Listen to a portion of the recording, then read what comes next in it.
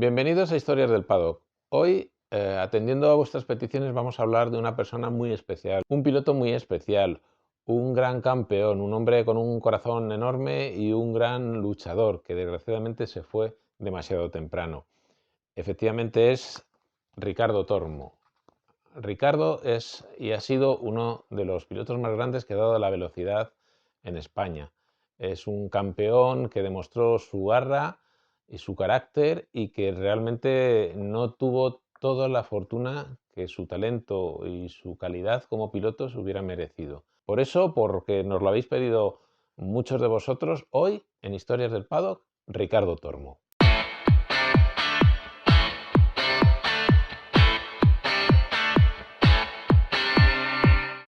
Las carreras en la Comunidad Valenciana, las carreras en el Levante español fueron y siguen siendo un torrente interminable de pilotos. En aquellas carreras de pueblo, en aquellos trofeos locales, regionales, que se disputaban por todas las provincias de este Levante español de los años 50, 60 y 70, salieron infinidad de pilotos que lograron destacar muchísimo en el panorama motociclista nacional. Quizás el más grande de todos y el que más destacó fue Ricardo Tormo. Ricardo llegó a las motos, como tantos otros, animado por esas carreras que cada fin de semana prácticamente salpicaban la geografía de la Comunidad Valenciana. Y con 20 años se lió la manta a la cabeza y se puso a competir pues, con unos medios muy reducidos, con unos muy limitado económicamente porque no tenía muchos recursos, pero sobre todo con un talento, con unas ganas increíbles y con un conocimiento de la materia bastante acertado, porque Ricardo era un buen mecánico y eso le había animado a meterse en el mundo de las motos. Así comenzó su andadura, comenzó a correr a escondidas de la familia, ya que por entonces todavía no tenía la mayoría de edad. Recordad que durante mucho tiempo y hasta la llegada de la democracia, la mayoría de edad se alcanzaba con los 21 años. Por eso Ricardo, antes de cumplir los 21 años, para conseguir competir necesitaba autorización paterna. Don Ricardo, su padre, eso de las motos no quería ni oír hablar de ello y por eso lo hizo todo a escondidas de la familia. Y el bueno de Ricardo pensó que después de su primer éxito, de su primer podio y llegar a casa con un trofeo, aquello aplacaría los ánimos de su padre, pero no le hizo ni pizca de gracia que su hijo se dedicara a las motos, a las carreras de motos, desoyendo su opinión. Recogió el trofeo que había conseguido su hijo y lo tuvo durante mucho tiempo sobre la televisión del hogar para hacerle presente que lo que había hecho había sido desobedecerle. Pero afortunadamente el buen rendimiento, el buen hacer, la calidad de nuestro querido Ricardo Tormo consiguió demostrar a su padre, a don Ricardo y a todos nosotros y a todo el mundo que él estaba llamado a ser un gran piloto motociclista. En aquellos primeros años 70, el motociclismo español ya tenía una referencia evidente, un espejo en el que todos los pilotos se miraban, y no era otro que Ángel Nieto. Ángel Nieto era todo un desafío para los pilotos españoles, porque claro, él rendía a otro nivel, con la experiencia adquirida ya siendo campeón del mundo, con un equipo como Derby detrás de él respaldando su andadura, pues prácticamente nadie podía seguirle los pasos. Entonces las aspiraciones que había en las carreras de campeonato de España eran muy limitadas. Estaba Derby, estaba Ángel Nieto, estaba Grau, que era su compañero en estas carreras nacionales y que en ocasiones salió fuera de España para apoyarle en determinadas carreras, y todo lo más que se podía aspirar en esas condiciones era hacer un tercer puesto prácticamente en las carreras en las que el equipo Derby estaba presente. Ricardo comenzó su progresión rápidamente como piloto junior y enseguida se convirtió en un piloto de la categoría senior, la licencia máxima que se podía disponer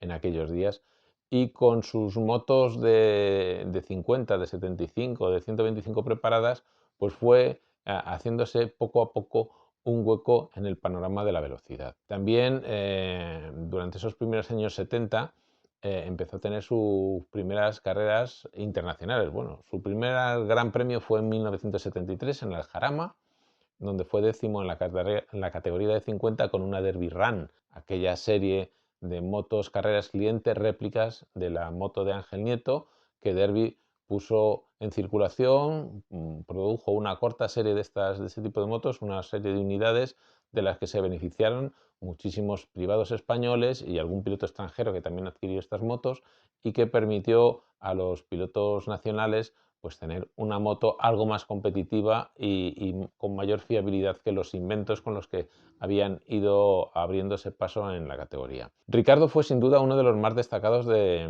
la categoría de 50. También hizo sus pinitos con una 250 monocilíndrica, una OSA que él mismo se encargaba de preparar. Como comentábamos antes, era un buen mecánico, sabía cómo trabajar y cómo sacarle potencia a sus motos. Y él, entre las categorías de 50 y 250, incluso también con una vieja Bultaco TSS a la que le dio bastante vida, supo hacerse su hueco y supo destacar, convirtiéndose en esos momentos en el principal opositor a Ángel Nieto en los circuitos nacionales. Eso era decir mucho, porque en aquellos días Ángel Nieto era, como decíamos antes, todo un campeón del mundo en el que todo el mundo se fijaba para progresar. Y en esas circunstancias, en aquellos circuitos urbanos, complicados, estrechos, difíciles, de piso resbaladizo y traicionero, Ricardo, que era todo corazón, todo valor y mucho talento, muchísimo, inmenso talento, consiguió apretar las clavijas a Ángel Nieto como antes nadie lo había conseguido. Una de las particularidades de Ricardo Tormo es que contaba con un entorno extraordinario que lo arropaba de una forma increíble. Tenía unos amigos de mucha confianza que le seguían allí donde iba, y no tardó en encontrar también la confianza de patrocinadores, motoclubes de diferentes marcas de la zona del Levante, zona de equipos de marcas valencianas, que le apoyaron en su andadura. Así, poco a poco, consiguió asentarse como la gran alternativa de la velocidad nacional y la gran esperanza de futuro. Pero desgraciadamente en 1975 tuvo un gravísimo accidente en la carrera del Campeonato de España que se disputó en Guadalajara en la categoría de 250, en el que tuvo una fractura abierta en una pierna y que le marcó en la temporada en la que podía haber terminado de despegar. Aquello fue un duro golpe para él y le condicionó mucho en el futuro, mucho más de lo que pensamos. Porque resulta que en aquellos días la Federación Española estaba lanzada en un proyecto muy ambicioso, como fue la compra del departamento de competición de Pio Battici, la marca con la que estaba lidiando Ángel Nieto en el Mundial de 50, cuando él corría con Kreidler, con unas Kreidler alquiladas también por la Federación Española. Después de ganar el título del 75, ante la posibilidad de no encontrar una alternativa para competir, surgió la posibilidad de que la Federación Española adquiriera el departamento de competición de Pio Battici, como así hizo, para ofrecer a Ángel Nieto un material competitivo con el que seguir adelante su andadura en el Mundial. Ese equipo, ese material de carreras, se puso a disposición de Bultaco como fábrica que respaldara todo el proyecto. Y el proyecto contemplaba contar con un segundo piloto. Y lo primero que se pensó fue en asignar esa segunda moto a Ricardo Tormo. Pero sorprendentemente para muchos que no comprendieron y que criticaron duramente la postura de Ricardo, él decidió no aceptar la oferta y no correr en 1976 con el equipo Bultaco. De esta forma, el equipo solo tuvo a Nieto como piloto, que consiguió el título en 50 y fue subcampeón en 125, y Ricardo siguió corriendo en el Campeonato de España con unas Chrysler privadas, con el patrocinio de Ferris, que era su gran apoyo en aquellos años, y recibiendo muy duras críticas a las que apenas quiso responder. En realidad, Ricardo rechazó esa posibilidad de ir con el equipo Bultaco en 1976 porque él todavía no estaba plenamente recuperado de la grave lesión sufrida en Guadalajara. Él era consciente de que era una grandísima oportunidad, pero también inteligentemente se dio cuenta de que al no estar físicamente en condiciones no iba a poder rendir a un nivel óptimo, y lo que podía ser una gran oportunidad quizás podía ser su hundimiento. Por eso prefirió estar plenamente recuperado y declinar ese ofrecimiento. Ese año solo corrió una carrera del Mundial, el Gran Premio de España en Montjuic, en la última visita del Campeonato del Mundo en Montjuic, y fue sexto con su Chrysler privada. Todo el mundo pensaba que a lo mejor el tiempo de Ricciardo y la oportunidad de correr con Bultaco había pasado, pero todo el mundo tenía presente que Ricciardo era la gran apuesta de futuro. Así que de cara a 1977, Bultaco contó con él como segundo piloto para el Mundial de Velocidad. En 1977, Ricciardo se estrena como piloto fijo en el Campeonato del Mundo, una gran oportunidad de la mano de Ángel Nieto, en la que se convertiría en escudero del piloto de Vallecas. Nieto, que estaba disfrutando de una excelente racha como piloto, logró el título de 50 fácilmente, fue tercero en 125, y Ricciardo le secundó con grandes actuaciones y consiguió su primera victoria en el Mundial un día horrible en Anderstorf, con una lluvia tremenda en la que él fue capaz de sobresalir y hacerse con esa primera victoria y ese primer triunfo en el Campeonato del Mundo. Ese día ya puso de manifiesto una de las extraordinarias cualidades que tenía Ricciardo, que era correr sobre mojado, una experiencia y una finura, un tacto, un conocer el terreno que había adquirido a lo largo de sus años en el territorial valenciano, con esos asfaltos resbaladizos, con esos asfaltos desgarrados que ofrecían muy poco agarre y en los que había que tener muchísima sensibilidad a la hora de manejarse. Por eso cuando llegaba una carrera de agua, Ricciardo sobresalía, porque tenía una sensibilidad extraordinaria para manejarse en esas situaciones tan comprometidas. Ese año 77 concluye con Ricciardo ganando esa victoria, logrando esa primera victoria en el Mundial y consiguiendo la tercera posición final en el campeonato. Con Ángel Nieto pasando a la categoría de 125 y abandonando definitivamente la categoría de 50, colocaba a Ricciardo como el hombre encargado de defender la corona de Bultaco en la categoría de 50, y lo hizo de una forma brillante porque dominó la categoría en 1978 de forma absoluta y rotunda y se proclamó por primera vez campeón del mundo. Fue un título indiscutible y seguiría siendo el hombre a batir en la categoría, pero desgraciadamente encontramos el primer gran traspiés de su carrera deportiva, y es la enorme crisis en la que se sumergió Bultaco. Bultaco, como el resto de los fabricantes españoles, entraron en quiebra, entraron en crisis a finales de los años 70 y para intentar salir del paso de la situación, Bultaco redujo la inversión, redujo el presupuesto en el departamento de competición, y eso tuvo como resultado pues, que las motos dejaron de ser suficientemente competitivas. El año 79, que debía ser el año de lucir el título y de lucir el dorsal de campeón en su 50, en su Bultaco TSS 50 MK2, pues resultó un año pésimo. Las roturas y las averías estuvieron a la orden del día. Solo logró una quinta posición con único resultado en una de las carreras, pero al menos tuvo la satisfacción de hacer algunos buenos resultados en 125, como su victoria en Anderstorf, de nuevo bajo la lluvia en una jornada bastante complicada, además de un par de segundos puestos, uno de ellos en Assen a rueda de Ángel Nieto en un mítico doblete, que le consiguieron colocarse en una buena posición entre las 125 y tener alguna que otra satisfacción en un año tan amargo.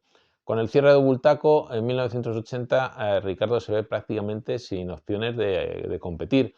La Federación Española sale en su ayuda, como en su día hizo con Ángel Nieto cuando tuvo dificultades por la retirada de Derby o por la salida de Morbidelli, y le alquila las motos del equipo Chrysler Bambin, lo que le permite entrar en la lucha por el título. Ganó dos grandes premios y estuvo a punto de conseguir el campeonato, pero acabó finalmente en cuarta posición porque un par de averías le costaron muchísimos puntos. Siguió corriendo en 125 con sus MBA privadas preparadas por él mismo y con Ángel Carmona como asistente de primer nivel, y en 1981 retomó las viejas Bultaco campeonas gracias al patrocinio de Motul, con la colaboración inestimable de Ángel Carmona como preparador técnico de estas motos, y con sus MBA privadas se lanzó de nuevo al Mundial.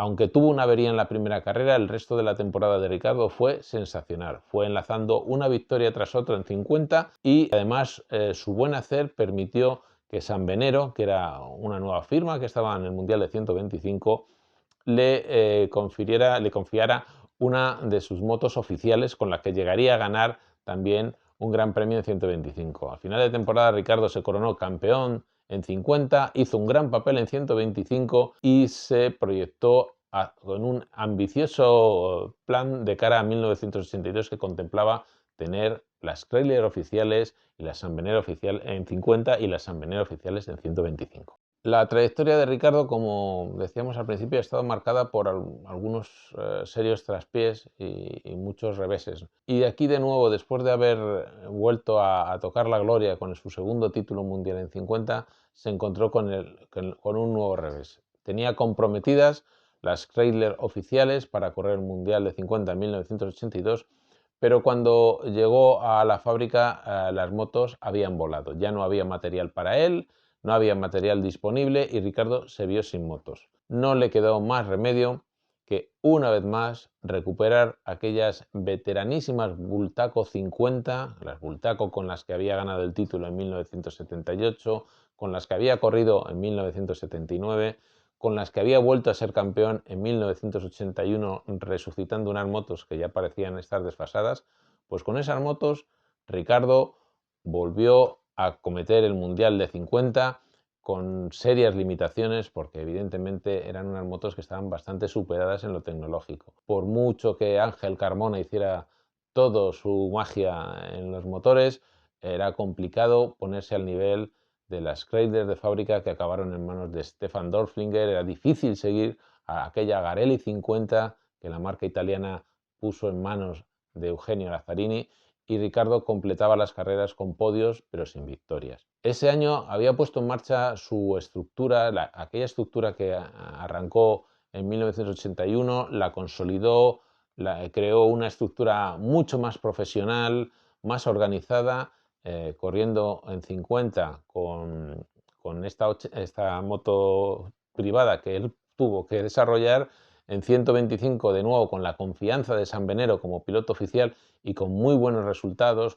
De nuevo volvió a ganar una carrera en Bélgica y volvió a colocarse entre los primeros de la categoría con varios podios hasta ser quinto a final de temporada en 125, y además en el Campeonato de España corría en 250 con una moto que habían hecho a medio camino entre él y Harald Barthol. Harald Barthol era un antiguo piloto de 50 y 125 con buenos resultados en el Mundial, que era también un afamado técnico, un gran preparador, con el que ya Ricardo en 1981 había tenido una primera toma de contacto en el Mundial. Llegó a correr un par de carreras del Mundial de 250 con la Barthol, sin conseguir terminar ni puntuar, pero con muy buenas impresiones. Eso le permitió a Ricardo que en el Campeonato de España, además de correr en 125 con San Benero, tuviera esta 250, la Tormo Bartol, como se bautizó esta moto y popularmente conocida como la Bartola, con la que Ricardo hizo muy buenos resultados en el Campeonato de España y se midió en la categoría con otros pilotos que estaban despegando, como era esa nueva generación de los jóvenes leones, donde estaba Cardús, donde estaba Luis Miguel Reyes, donde estaba Sito Pons, donde estaba un jovencísimo Joan Garriga que llegaba desde el Trofeo Senior. La temporada 82 fue una temporada de incertidumbre y en 1983 el proyecto de Ricardo se centró exclusivamente en 125. San Benero había desaparecido de escena con complicaciones económicas de la marca y incluso con el embargo de las motos a cargo de Guy Bertin por incumplimiento de un contrato. Entonces Ricardo se buscó la vida, adquirió unas MBA privadas, consiguió patrocinio, siguió gestionando su propia estructura, siguió corriendo en 250 con la Bartola en el Campeonato de España y completó una buena temporada en 125. Ganó la carrera inaugural en Le Mans en una jornada complicada por la lluvia, resbaladiza y traicionera, pero Ricardo volvió a sacar su talento y sensibilidad, logró esa victoria.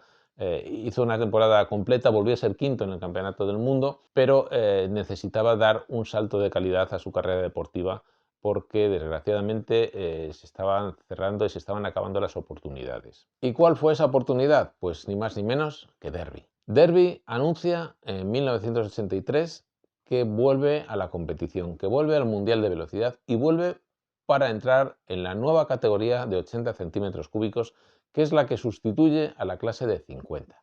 La categoría de 80 con unas motos un poco más potentes, pero básicamente en la misma esencia, representa un nuevo atractivo para la marca vallesana, que decide montar una estructura y confía ni más ni menos que en Ricardo Tormo como su principal piloto, y que tendrá a Jorge Martínez Aspar, que se inició en la competición con la ayuda de Ricardo, con la generosidad de Ricardo, que le cedió sus motos en 1981 y en 1982, le apoyó para proyectar su carrera deportiva, y a la sombra de Ricardo, Jorge fue creciendo y haciéndose un piloto de renombre. Estamos en 1984, Ricardo firma por primera vez un gran acuerdo de patrocinio, tiene el contrato como piloto de fábrica con Derbi, tiene el importante patrocinio de Ducados, que para él supuso un desahogo importante después de tantos años de sufrimiento y tantos años de vivir muy ajustado por las limitaciones de recursos que tenía. Se inicia un trabajo interesantísimo,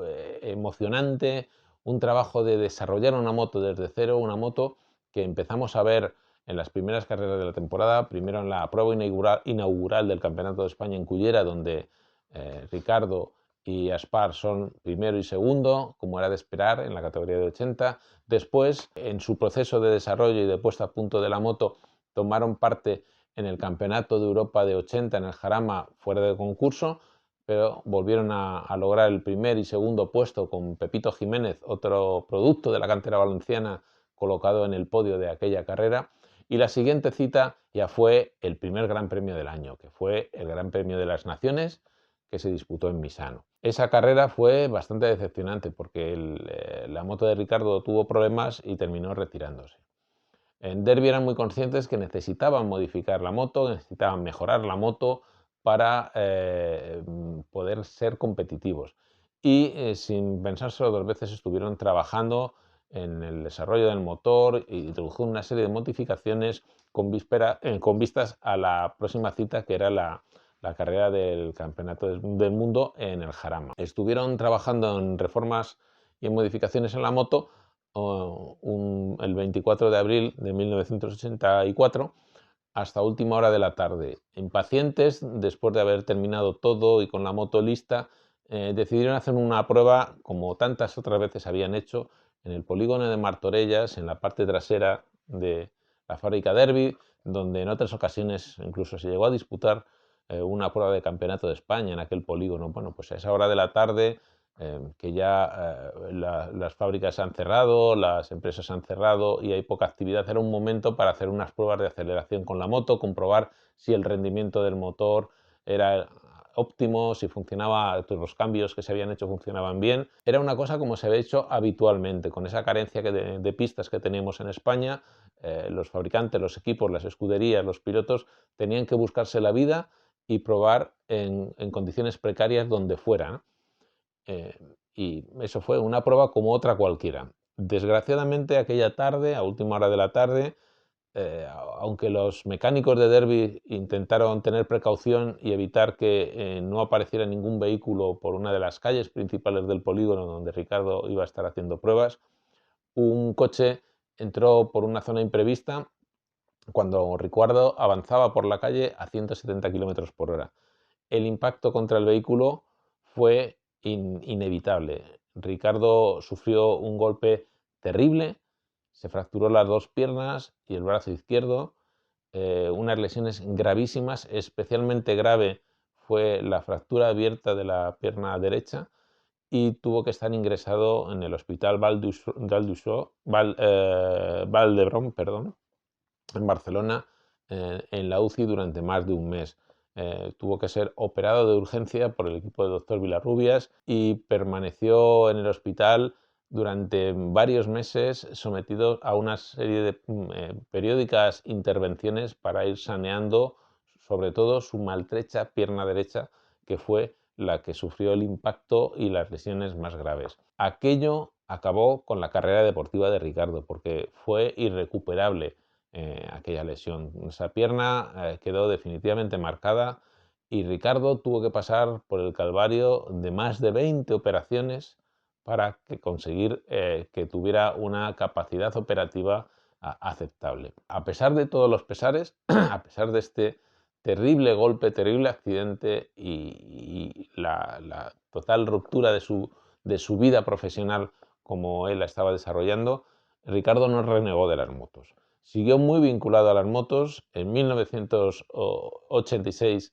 la Federación Española le puso al frente del equipo nacional de velocidad, que en 1987, con las Derby campeonas del año de la temporada anterior en manos de Aspar, se formó un equipo, el equipo nacional para el Campeonato de Europa de 80, con Julián Miralles y con Alex Cribillé como pilotos. Ricardo dirigiendo esa estructura, consiguieron el título de 80 en ese europeo con Julián Miralles después de un final emocionantísimo en disputa con Alex Cribillé, y él siguió vinculado al motociclismo posteriormente, tanto con la Federación Valenciana, con el apoyo del Motoclub Cullera, con el inolvidable Salvador Gascón, con un grupo de amigos de confianza que siempre estuvieron a su alrededor. Ricardo siguió vinculadísimo al mundo del motociclismo. Incluso Ángel Nieto confió en él para que todas sus motos campeonas, las motos de su museo, su colección particular, estuvieran operativas en orden de marcha.